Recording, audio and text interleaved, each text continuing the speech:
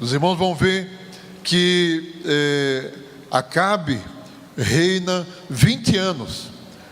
O tempo de reinado de Acabe não foi pequeno, foram 20 anos de reinado. E foram 20 anos de desagrado à vontade de Deus. Acabe fez o que não agradava ao Senhor, e não somente isso, a Bíblia diz que ele irritava a Deus, ele irritava o Senhor. A forma de Acabe servir como rei de Israel era tão prejudicial, que a sua influência estava levando as pessoas a desafiarem a Deus. É por isso que no texto que a gente leu aí, os irmãos vão ver que aparece o nome de um homem chamado Iel. Não tem nada a ver com o ministério de Elias, nem com o governo de Acabe. Parece que ele está meio solto assim no texto, mas é que o Espírito Santo está querendo mostrar a gravidade da influência pecaminosa, negativa de Acabe naqueles dias. Não somente no cultivo do culto a Baal, na transgressão dos mandamentos do Senhor, mas quando o texto cita Iel, mostrando que ele reedificou Jericó. E por que o texto está mostrando isso? Porque quando Josué conquistou Jericó, ele amaldiçoou aquela cidade. Ele disse: quem tentar edificar essa cidade, o seu primogênito vai morrer, e o seu filho menor quando ele terminar de construir. E todo Israel sabia disso, dessa palavra. Ninguém se atrevia a desafiar uma palavra que foi Deus que mandou Josué proferir e deixar Jericó como um marco de que Deus não queria que aquelas nações sobrevivessem naquele tempo. Mas no governo de Acabe, Iel estava tão afoito, vamos dizer assim, contra Deus, porque quando uma liderança, quando o povo começa a transgredir contra Deus, os mandamentos de Deus são tratados como brincadeira. O temor desaparece. As pessoas começam a achar que é fábula. Não, Deus também não é assim. Estão falando isso aí, que Deus corrige, que Deus é sério. Mas não, isso é coisa da minha avó, do meu tio. E aí foi isso aqui que aconteceu. E desafiando o conceito e a profecia que existia em Israel, disse: eu vou edificar Jericó. E isso já era resultado do pecado, da transgressão de Acabe, da influência negativa de Acabe naqueles dias. E o texto diz que quando ele começou a edificar, a profecia se cumpriu. Irmãos, diz que lançou a sua fundação, e Abirão, seu primogênito, morreu. E quando colocou o portão fechando a cidade, o seu filho menor morreu também, conforme a palavra do profeta e do líder Josué. Irmãos, isso aqui já era Deus dando um sinal, dizendo ao povo: olha, vocês freiem aí, vocês estão demais, vocês estão desafiando. Mas mesmo assim, a transgressão era tão grande que o povo não regrediu naquele propósito de servir a Deus, ou desafiar a Deus e servir a Baal.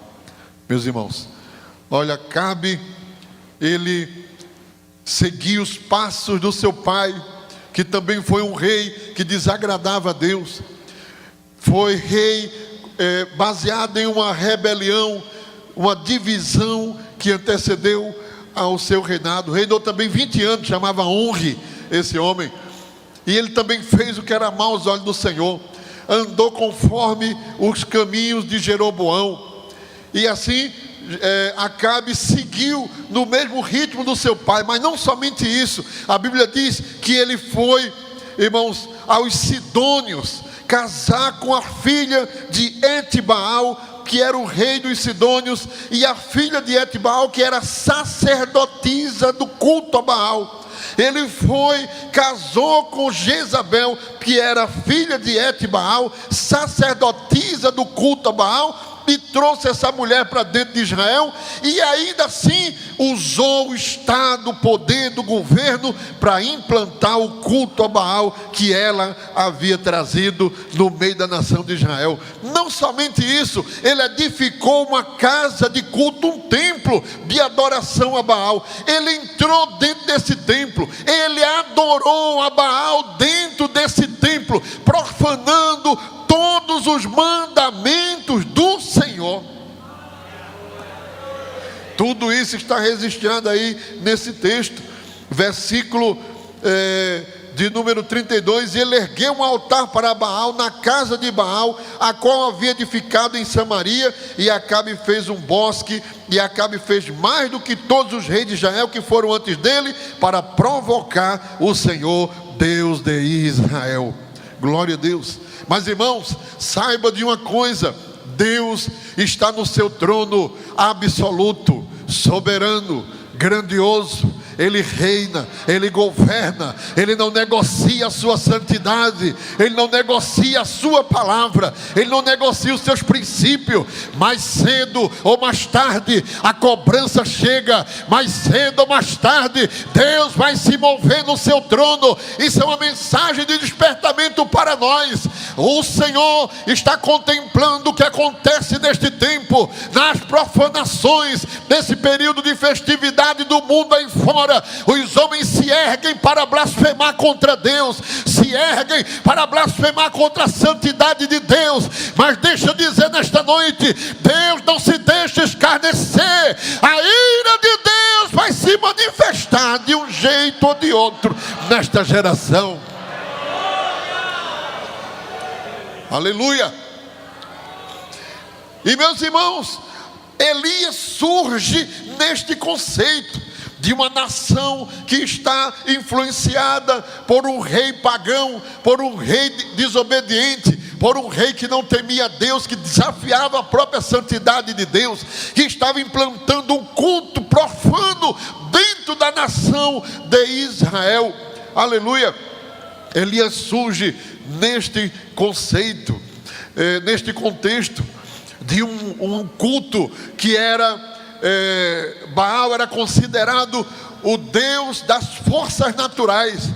Baal era considerado o Deus das forças da natureza. Se chovia, eles prestavam culto e adoravam a Baal. Se passava um vento, eles adoravam a Baal. Se houvesse um tremor de terra, eles pediam misericórdia a Baal. Baal era considerado Deus que governava as forças da natureza. Meus irmãos, só a existência de Baal já era uma profanação contra Deus, porque quem criou o sol, quem criou a terra, quem criou o mar, quem criou o vento, quem criou as tempestades? O Deus que reina para todo sempre. Ele disse: tudo é meu, eu criei o céu, eu criei a terra, tudo me pertence, diz o Senhor dos exércitos. A terra está cheia da sua glória. Gritaram os anjos adorando ao Senhor na eternidade. Então a própria existência de Baal já era uma profanação contra Deus.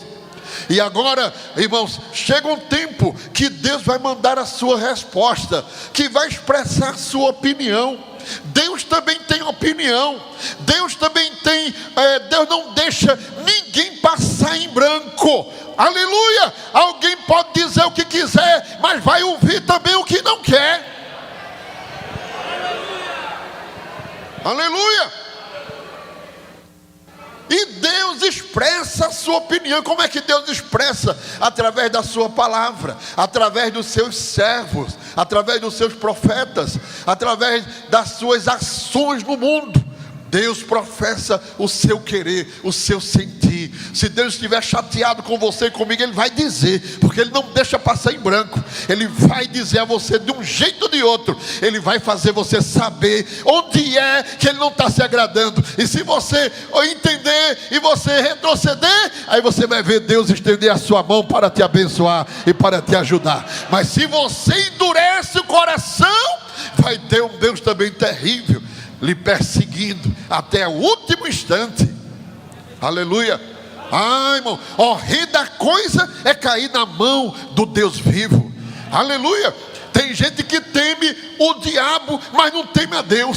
Tem gente que teme os demônios, mas não teme a Deus. Tem gente que teme o patrão, mas não teme a Deus. Tem gente que teme o namorado, mas não teme a Deus. Eu digo a quem vós deveis temer. Temei é o Deus do céu, aquele que mata a alma, corpo e manda a alma para o inferno. Temei é o Deus do céu, que nem o diabo escapa dele. Temei é o Deus do céu, que o inferno esfria diante do seu fogo abrasador. Ele é terrível, ele é terrível, ele é terrível. Temei a Deus acima de todas as coisas. Não tema o homem, não tema a casa, não tema o patrão, não tema as forças da natureza, não tema o terremoto, não tema ninguém, não tema nada. Tema a Deus, fique na vontade de Deus, do lado de Deus, e você vai ver o que Deus vai fazer. Diga para quem está do seu lado: temei a Deus e dai-lhe glória. Diga: temei a Deus e dai-lhe glória.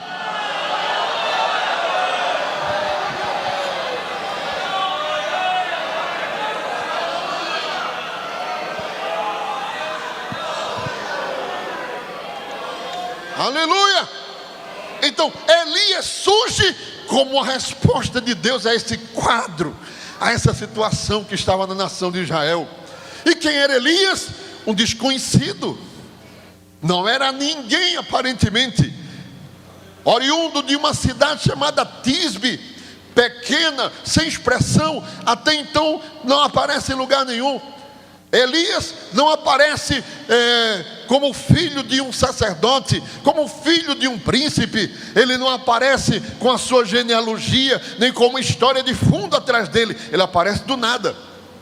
O versículo 1 do capítulo 17 é a primeira referência a Elias. E Elias, o tisbita, parece que ele já é muito conhecido, famoso. A Bíblia, quando começa a falar de Elias, é como se todo mundo já soubesse quem é Elias. Todo mundo já sabia quem era Elias, não é? E Elias, o tisbita, para nós é desconhecido. Para nós, porque a gente só conhece Elias a partir do versículo 1 do capítulo 17. Mas naquele tempo, eu acredito que a fama de Elias já era conhecida. E é por isso que o Espírito Santo e o texto é tão objetivo e enfático, como quando ele diz: e Elias, não diz assim, e Elias, aquele que orava muito, aquele que fazia assim, aquele que andava desse jeito com Deus, aquele que andava, não precisava não. Quando disse, e Elias, o tisbita, Deus sempre tem alguém preparado para o tempo e a hora certa. Oh, aleluia. Deus nunca é tomado de surpresa. Ele sempre tem alguém preparado para fazer a sua vontade. Bendito seja o nome do Senhor. Elias é chamado para confrontar Acabe, porque Acabe era o líder, Acabe era a influência, Acabe era o permissivo. O reino de Israel estava sendo conduzido por uma mulher pecadora.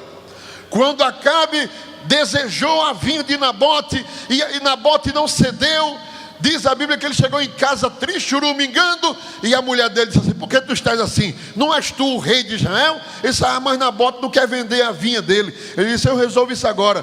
Pegou os papéis oficiais, pegou a caneta, escreveu decretos, pegou o anel do rei, que ela não era rainha, pegou o anel do rei, carimbou as cartas como se fosse o rei. Quem é que estava governando?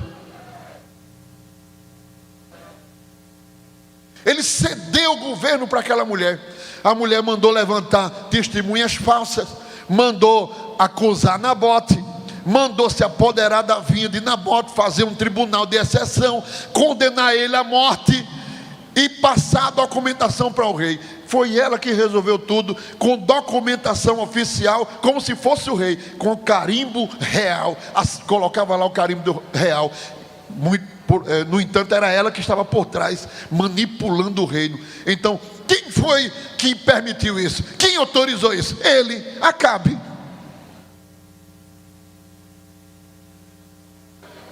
E Deus cobra a responsabilidade de quem tem responsabilidade, de quem Ele entrega a responsabilidade.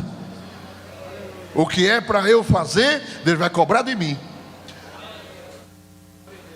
Quando o Senhor chegou no Éden, na viração do dia, Ele não gritou: Eva, oh Eva. Gritou? Como foi que Ele gritou?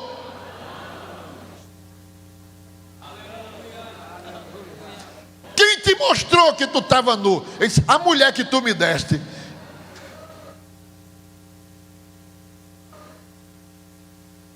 Transferindo a responsabilidade. Mas Deus vai cobrar a responsabilidade de quem Ele entrega a responsabilidade. Deus não vai cobrar de mim o que não está sobre a minha responsabilidade. Deus vai cobrar de mim o que é para eu fazer. Eu tenho que convocar vocês para vir aqui, para passar esses dias aqui. Agora, se vocês não vierem, aí é com vocês. A minha responsabilidade é até onde eu posso fazer. Até eu não vou na casa de vocês arrastar vocês para vir para cá. É com vocês, cada um de vocês. Agora, se eu ficar em casa cruzando, não, carnaval, feriado, vamos ficar todo mundo, está liberado todo mundo. Aí Deus vai me visitar lá em casa e vai dizer: preguiçoso, era para você convocar o meu povo para orar, para ouvir a palavra, e você fica aí enrolando, se levanta, porque senão eu vou arrancar você e boto outro.